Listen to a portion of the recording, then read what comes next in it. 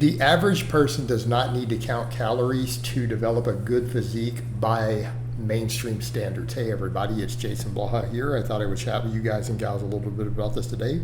But a quick reminder, if you guys will please click like down below, it'd be greatly appreciated. If you are not subscribed or following, please do so. And if you will be kind enough to drop a comment down below, please do so. I would appreciate that so much. Thank you.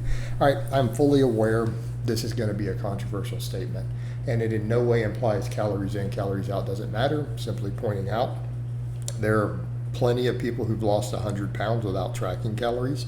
There are plenty of people, amazing athletes, literally at the Olympic level, who don't track their calories with phenomenal physiques, so on and so forth. And when I say impressive, I do not mean bodybuilder competition. I'm not telling you that you're going to get 1 million followers on Instagram. I'm not telling you that you're going to win professional bodybuilding competitions. I am saying to have a physique, even if you started super out of shape, let's say you started 50, 60 pounds, 100 pounds overweight, any of these things, if you started even skinny, if your goal is to just look really good to the average person, like we're not trying to be impressive on the internet.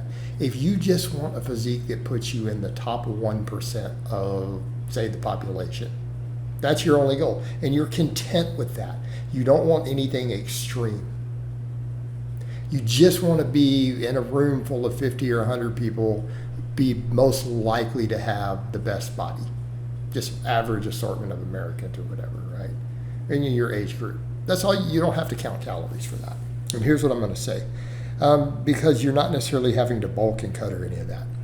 The average, just to have a good physique doesn't require you to maximize everything 100% efficient. Here's what I'm going to say you would have to do. Follow a good program. Just focus on hypertrophy. Focus on a good program that builds every muscle in your body, okay? Because again, to be reasonably aesthetic, you just need balanced musculature. So if you just follow a program that works everything, every muscle in your body gets at least a few really good work sets every week, combination of compounds. You guys, look, you want to train some more arms, go ahead, okay? Any good program, right? Do some cardio for basic health, just basic healthy stuff. Get out and do some cardio. Make sure you're doing enough cardio to cover your health basis. You're already at a big advantage, like you're in a good spot.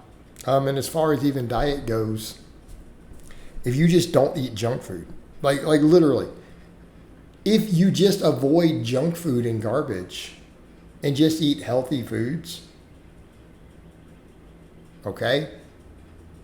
Eat nothing but healthy foods. You don't add garbage to your food. You don't add a bunch of 1,000-calorie salad dressing. You don't pour butter. You don't eat butter. You don't pour oils on stuff. You don't add any refined sugars. You eat actual real whole foods. You know? I don't care even if they're higher fats or higher carbs. As long as they're healthy, clean foods, you're not eating a bunch of saturated fat, not eating a bunch of refined fats, you're not eating refined sugars. You're eating plenty of vegetables and lean animal protein. This is what I'm defining as healthy. Okay? Your default is eventually going to be towards recomposition on here. You will eventually get to a point, like if you start doing that, if you're overweight, you're going to start losing fat. I promise you.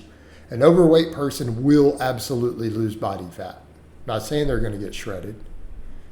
A skinnier person is going to see improved muscle growth on this. Okay? And here's the thing. This sort of setup is going to eventually bias you towards having a good physique. Now a lot of people are going to be like, you might not be able to get huge because you're not going to then bulk if you're not counting. It's like, but are you trying to get huge? Like the average person just trying to look good and who's not using steroids is not going to be huge anyways. So this is not an issue. Again, I don't think people understand. Too many people have been sold what's natural or not on the internet. Sorry, dudes. That's just not how it works. Nobody's walking around massive without drugs. So we're talking the physiques that the average person thinks looks good. This is what this discussion is. I'm not talking about looking impressive on Instagram. Again, this is just to be in the top 1% of the population. We're not talking about getting 1 million followers on Instagram. This applies to men and women both, by the way. You will eventually get pretty lean. By pretty lean doesn't mean you're going to be shredded, no. But to have a good physique, nobody has to be shredded to have a good physique. You just have to have a lean amount of body fat, okay? If you don't have love handles, right? and you have at least the outline, somewhat visible abs, doesn't have to be a full six-pack. The average person thinks that you're really lean. Okay? To the mainstream, that is called ripped. I get that to the bodybuilding world, that's called fat. So if that's the goal, even a fat person will eventually get there. Okay? In terms of the muscle growth, just the training alone, that is your training stimulus. Okay? Does it matter that you're not getting to a 24.5 fat-free mass index near the upper threshold of the natural limit because you didn't optimize bulking with your calories or anything? No, doesn't matter. Because to look good to the average person, you don't have to be there.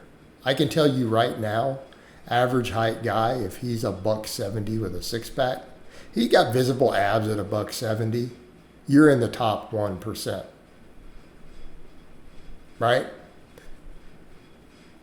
See where we're going with that? That's not that big. By internet standards, that's tiny even for a natural. In real life, that's pretty impressive. And that's the point. To get to those levels, if you just want a good physique, it's going to cover it. And if you're just eating clean all the time and you're lifting and gaining muscle and doing cardio, you're going to get leaner over the years. You're going to get leaner and leaner and leaner to some extent. It's going to happen. Because you're going to default very frequently towards calorie deficits. And in other words, someone who is really physically active, it's kind of hard to get fat on chicken, broccoli, and brown rice. Okay? Or if they're doing even a lower carb, higher fat, let's say they eat a lot of nuts and seeds or whatever, not a lot of carbs, they eat a lot of avocados. So they're still going a clean route. And you just pick a dietary approach that's just clean foods.